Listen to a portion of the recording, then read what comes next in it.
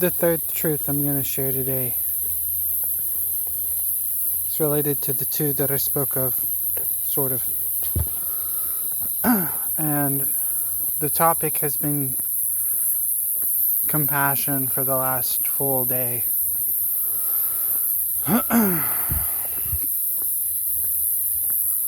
So I will share other details about my life in order for you to find enlightenment. So if you didn't know, I am a part of a relationship. Well, technically we are a part of relationships. Everything is relational. The emptiness is relational to itself.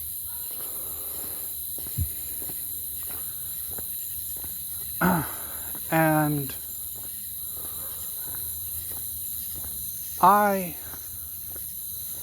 wouldn't say battled, contended with this attachment. And by attachment, it's tough to say, how can you be attached to something empty? But it's the best word I can come up with. Solution to this was compassion. That in all things that you do it out of compassion.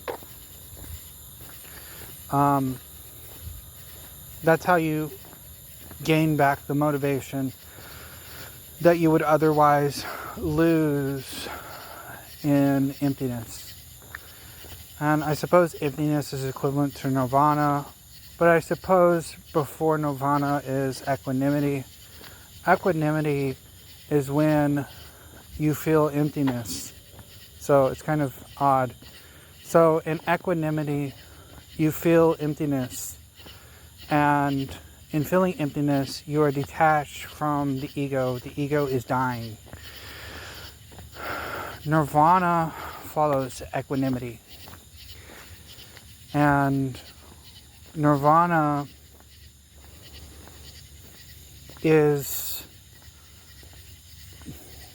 combining equanimity and tranquility along with compassion.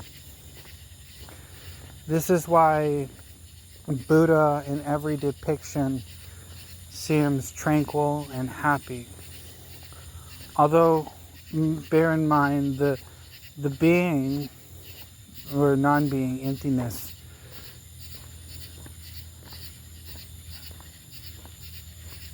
though incapable of suffering, their body is capable of feeling pain.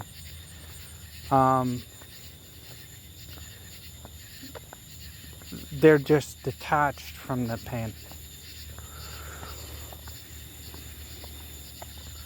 And so the way that you take care of your body and the way that you justify the middle way is with compassion for your body.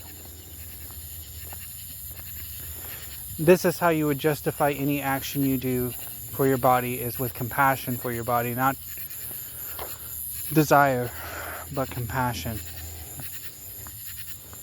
This is why you sit on a pillow or you sit in a chair when you meditate. You don't meditate standing up. So that would be tough to do anyways, but expert meditators could meditate in any position almost. When you achieve equanimity and nirvana in your meditation, you're going to have equanimity and nirvana to be achieved without the appearance of meditation. In other words, mindfully walking and all this other stuff that you've been practicing, the equanimity, the emptiness follows you. As long as you maintain that out of meditation. The nirvana follows you. That's how you know you're enlightened or you are liberated. And this is the two different terms. Equanimity is liberation. detachment from suffering. Nirvana is the happiness that follows. And it doesn't follow without effort.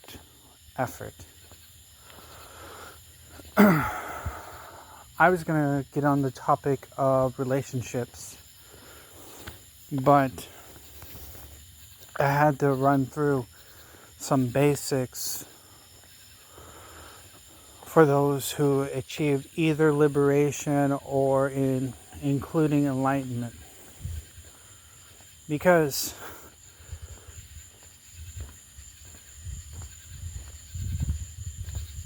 suffice to say, and for those who wish to attain liberation or enlightenment,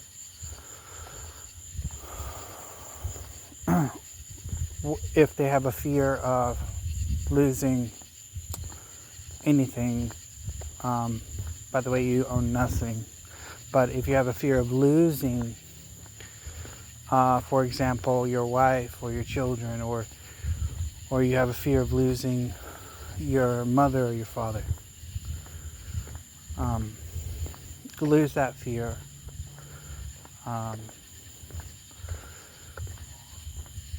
Buddha maintained a relationship without attachment to his son. And this can be done in a marriage. However, it's likely for the marriage to fall apart because of the attitude of the other person. A person who has a negative attitude is going to make the marriage fall apart. Or you're going to have to make the marriage fall apart.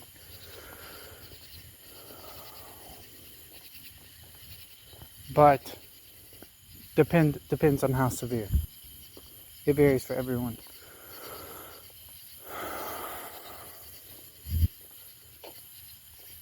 In my relationship, I discovered a root of suffering different from the roots of suffering that always come from desire, which is the claim. That is the claim that suffering comes from craving and thirst and attachment to these things. What type of suffering doesn't? It was in my revelation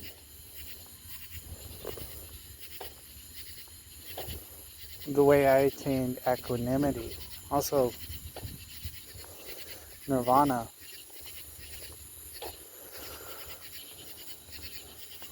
The suffering that comes aside from these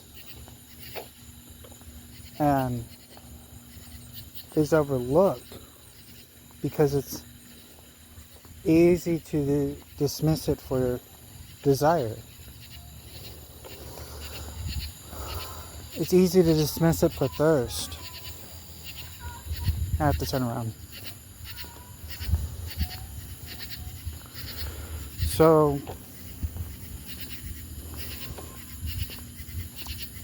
the suffering that comes not from desire is from discompassion.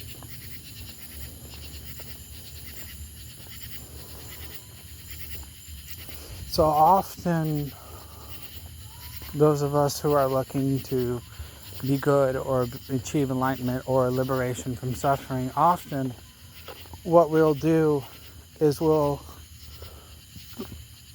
notice the disappointments from expectation and the disappointments from attachments and desire. That is the majority of us who want to seek to be enlightened. In the age of Buddha, there were many men who and women who wanted to be enlightened, and those who didn't want enlightenment easily just chased after desire. That's the common man.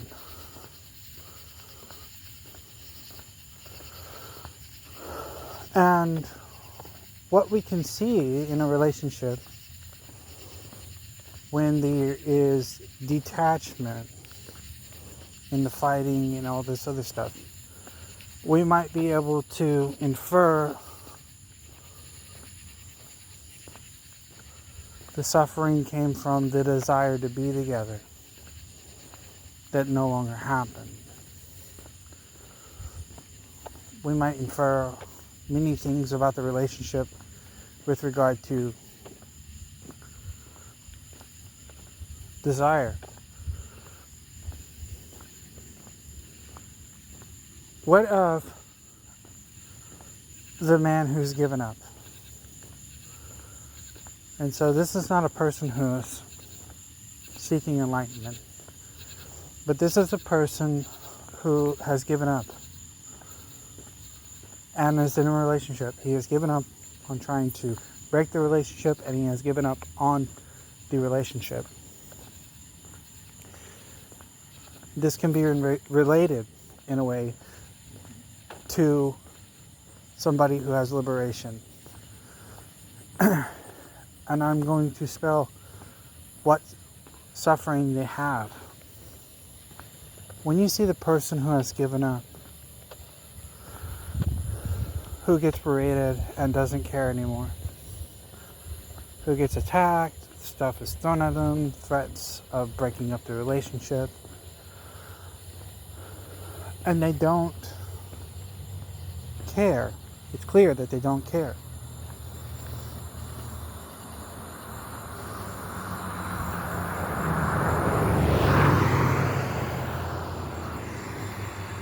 Right. So you might ask, why are they depressed? If they have no expectations, or even if their expectations are fulfilled, which is the negative, the expectation that their wife is going to throw something at them, the expectation that they're going to be slapped. This is not the relationship I'm in. I'm just using it as an example to show a different type of suffering. The expectation that they're going to be hurt. Even if, per se, they give up on the concept of not being hurt. They get hurt so often they expect being hurt. They don't even not want to be hurt. They've given up entirely. So where does their depression come from? I mean, they might have a tiny euphoria. They might have a tiny equilibrium. Where does their depression and hurt come from? You know, we often say, I can control what's within. That's not the heart of Buddhism. It's I can let go. Most of the time. 99% of the time. Letting go leads to liberation. Concentration leads to liberation. You have to concentrate in the release.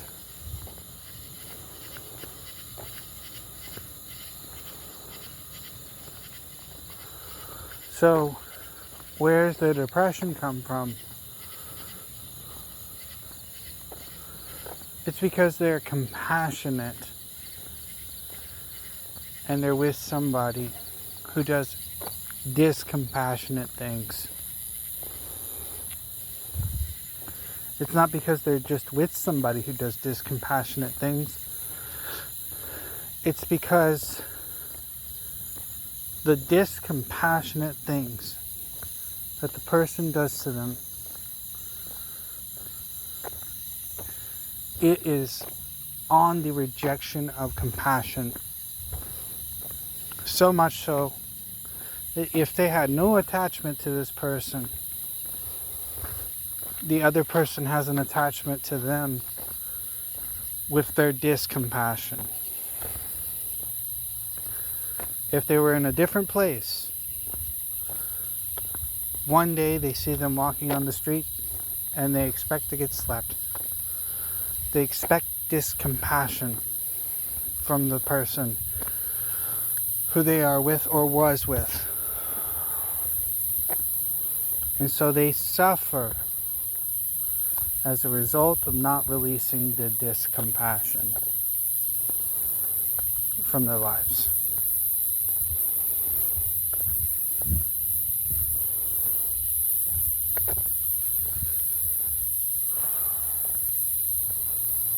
And this is the things that people will yell at even when they're liberated.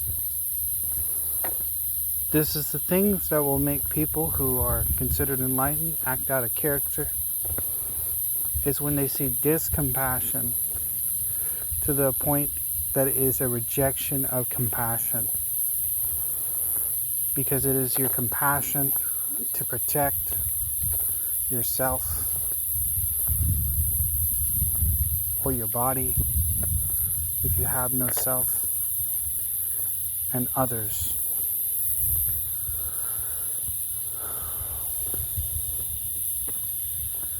So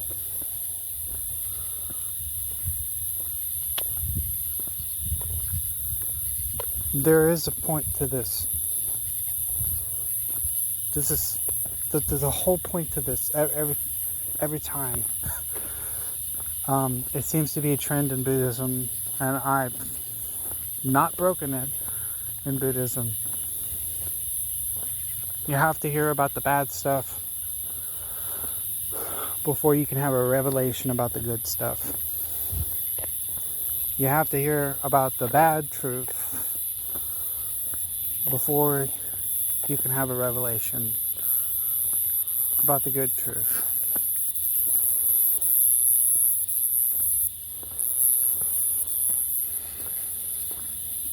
So, the way you maintain a relationship if you gain liberation or you gain enlightenment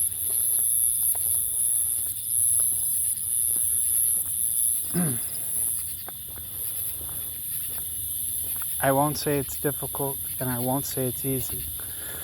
Lots of people make claims about how some monks go 3 years alone by themselves.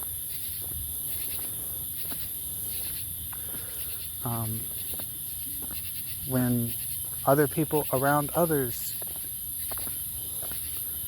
got liberation just by hearing the Buddha's words. So, whether or not it's easy or not, it is the wrong perspective.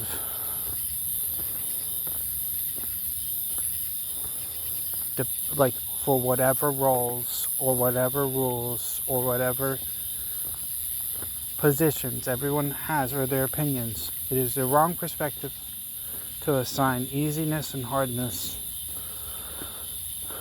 because we don't know the intelligence, the position, or the suffering of the person who is trying to achieve enlightenment.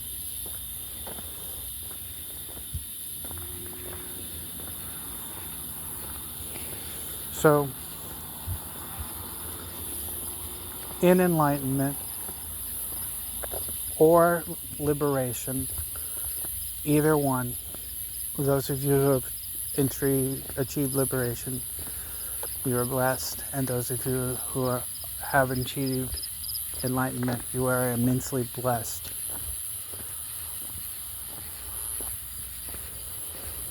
You can maintain your relationship with compassion.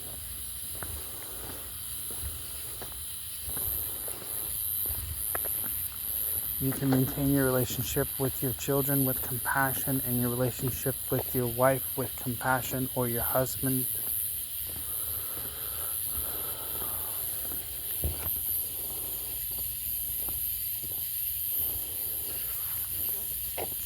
Or your partner. with compassion. What your partner does after that is your partner's. In other words, what they try to give you and you refuse is theirs. So if they try to give you discompassion,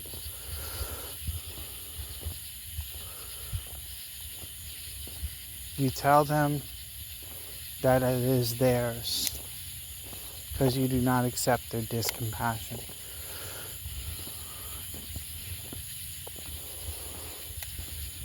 How do you work out the desires? I spelled it out in the first great truth of the noble truths. In my last video, I said you reach down into compassion, you figure out the trigger of desire.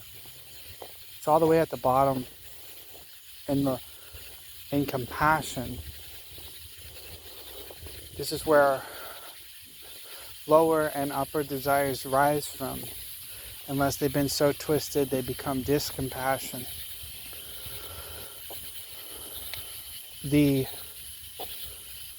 I might make a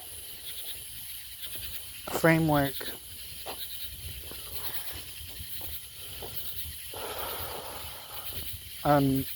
a picture just to symbolize what this means.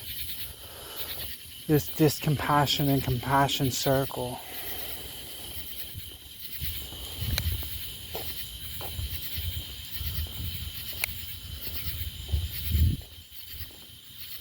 You dismiss their discompassion out of hatred. You meet their desires because of compassion, depending within reason. Why? Because in doing so, you're not pushing them into Buddhism. You're not pushing them into enlightenment.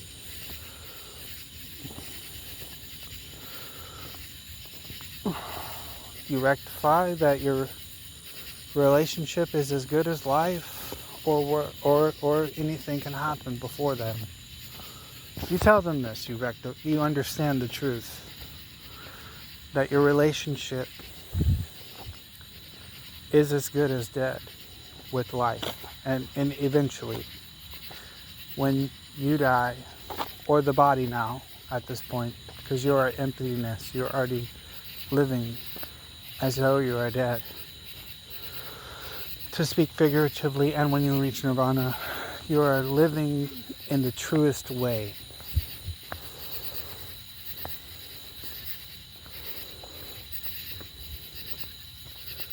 You tell them that their attachment is to your body. You tell them that their attachment is to your compassion now, because that's all you can give. That's all you can work off of now, is your compassion. That's your only motivator, is your compassion. All your tools in motivation is your compassion, because desire has left you. Temptation has left you. Whatever words you want to use.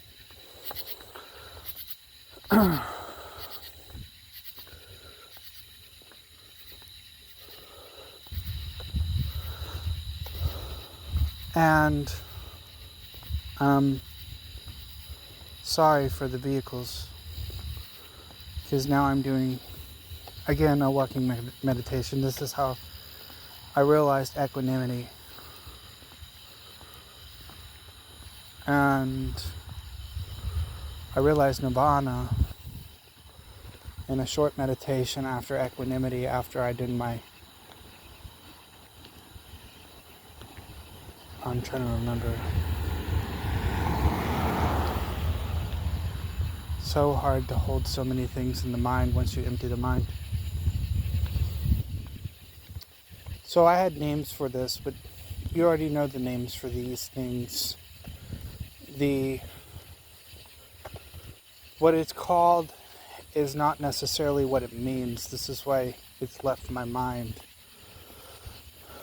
It's called the dark night of the soul. It really should be called the dark night of the ego. Because what happens is the ego brings the self, whatever you want to call it. You know what I mean. The word I, pretty much colloquially used, brings all the baggage it can and throws it at you in one night.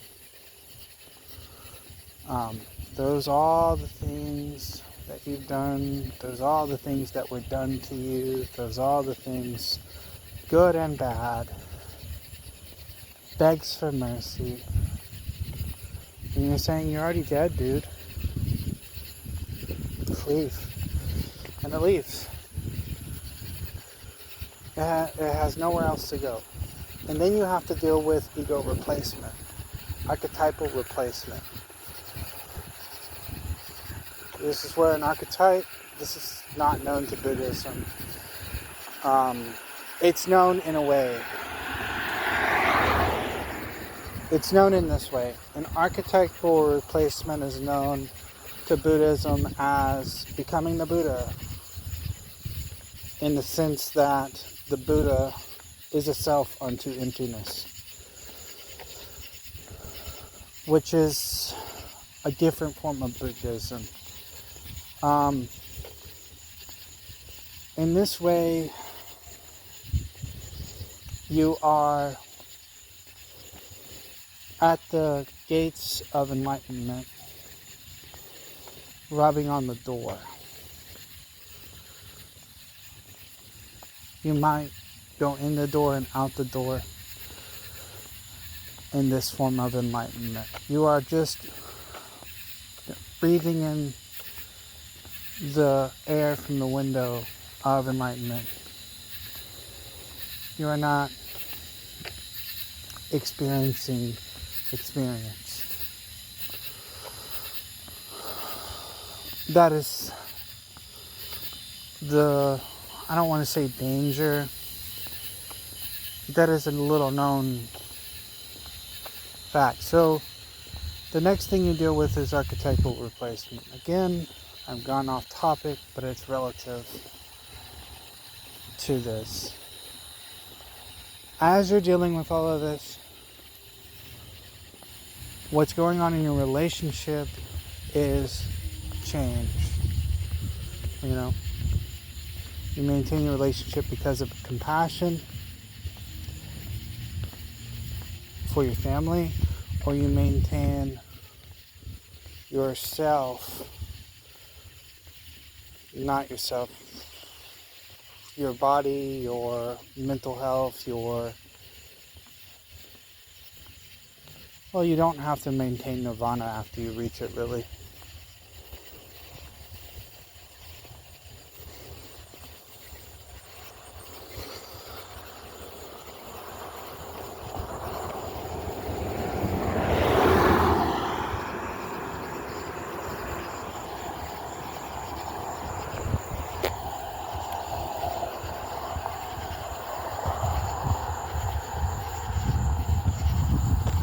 I'm left at a blank here. I suppose your Buddhist habits, you can maintain your Buddhist habits out of compassion for yourself, or you can maintain your family out of compassion for your family. And you can maintain both, in the recognition that you're not going to leave your compassion. And so you find openings, areas to do all these things. When this compassion happens to you, you decide to go on a mindful walk, or have a breath and sit down somewhere outside of the home.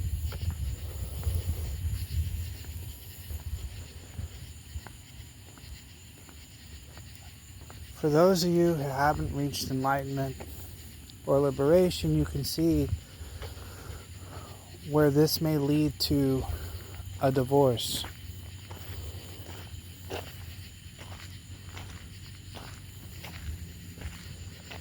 It just so happens to be. And and for those of you who haven't reached enlightenment, or who have even reached enlightenment, those of you who have even reached enlightenment, that is to maintain wisdom.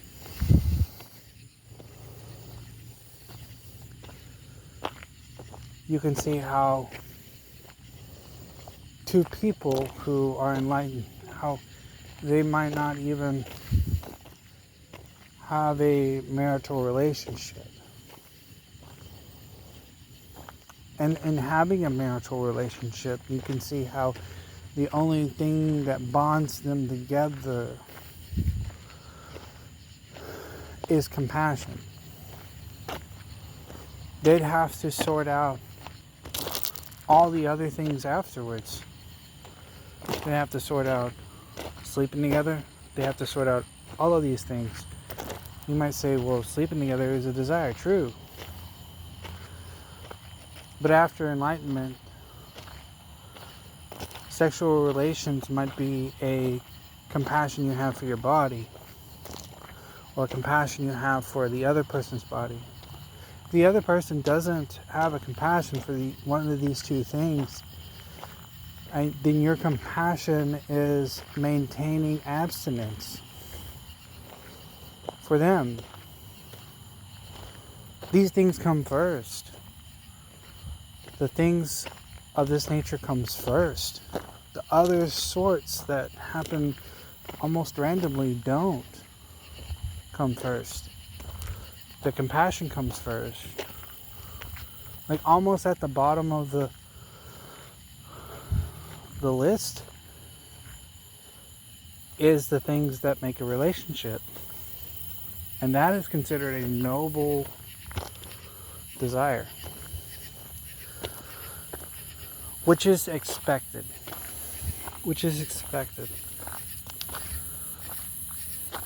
This is an expectation of enlightenment. And so, people from the outside looking in say, man, I don't want that. Because they don't know or realize what it truly brings. You might have sex to bring a child into the world, to teach them about Buddhism. Now there is Buddhism that might be anti-natalist, but there is also a recognition that nihilism doesn't work, and so anti-natalism might not work, because we have to also remember that life is not suffering. This is a Hindu concept. Suffering comes with life. Life is not suffering. The beauty of Buddhism is enlightening, is the enlightening, is reaching nirvana, is liberation from suffering and enjoying life as it is, in peace. In sex, after you've been enlightened, it could be the presence of sex that's enjoyable. The presence of being there. There could be an ecstasy that follows nirvana. I say could be's. I mean that sincerely, because when you experience or equanimity,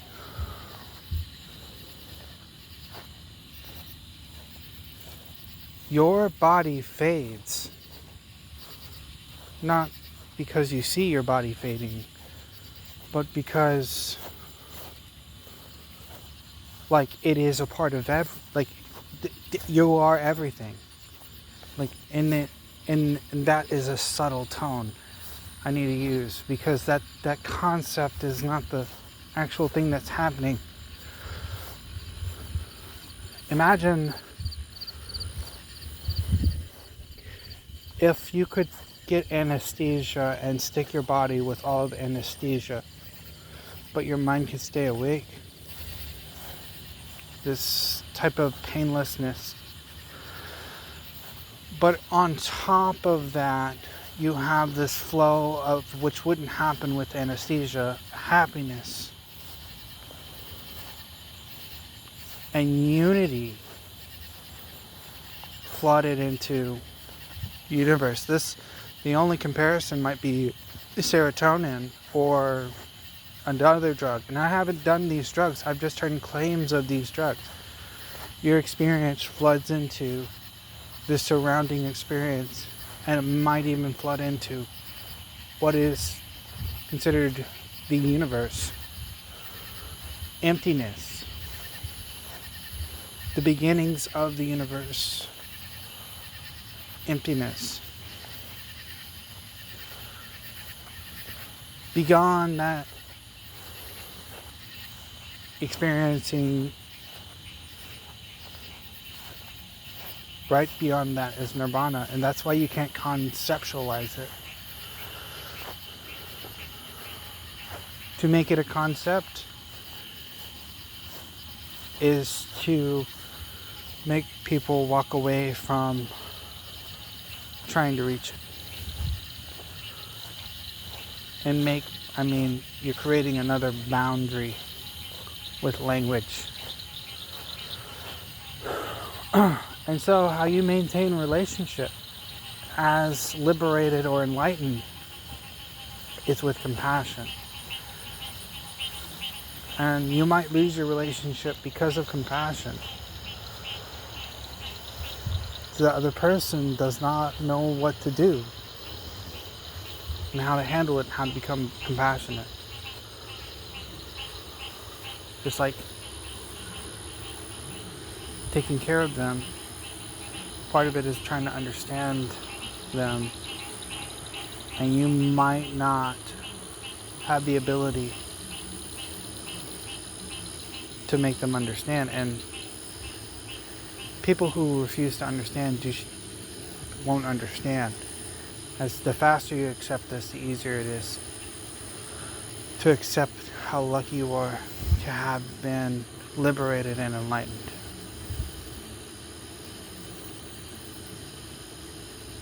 You might not even reach liberation without first accepting this.